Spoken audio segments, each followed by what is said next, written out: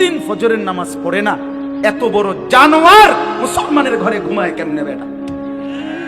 তার যদি বাপ থাকে, তার যদি মা বাইচা থাকে, যদি মা বাইচা থাকে, যদি বাপ বাইচা থাকে, এই সন্তান এত বড় জানোয়ার হইল কেমনে? তুই কোন মার ঘরে জন্ম নিলি না ফরমান? তুই কোন বাপের ঘরে জন্ম? কোনদিন ফজরের নামাজ পড়স না হাইওয়ান? তুই পৃথিবীতে আসলি কেন? কে তোরে বানায়? তো কুকুর বিড়ালের জিন্দেগি, এটা তো জন্তু জানোয়ারের জিন্দেগি। জীবনের হিসাবে তো মিলাইতে জানেন না। ভাতের থালা কতুরি ভাত খাইতে লিস ভালো, খাইয়া পড়িয়া ভালো আছে, খাইয়া পড়িয়া মানুষ ভালো থাকে না। ভালো থাকা হয় ইমানে আমলে, নামাজে রোজায় ইবাদতে আমলে ভালো থাকে। খাইয়া পড়িয়া ভালো থাকার কিছু নাই। খাইয়া পড়িয়া আমরা চাইতে জন্তু জানোয়ার আরো বেশি খায়। একটি হাতি একদিনে 250 কেজি খাবার খায়।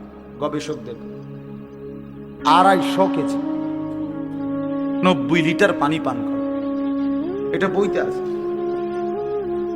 গবেষকদের কথা। 90 লিটার পানি পান করে একটা হাতি একদিন। তো পৃথিবীতে কতগুলো হাতি? সারা বাংলাদেশে কতগুলো হাতি? সারা পৃথিবীতে কতগুলো হাতি?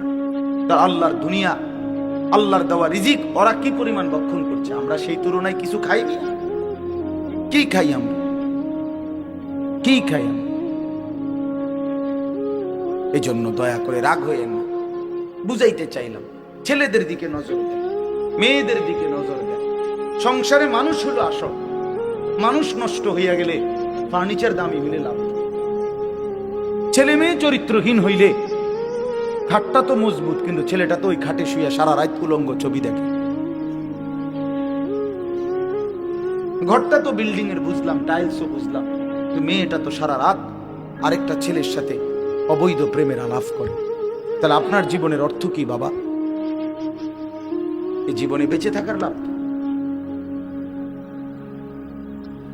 আল্লাহ আমাদেরকে মাফ করে দেন।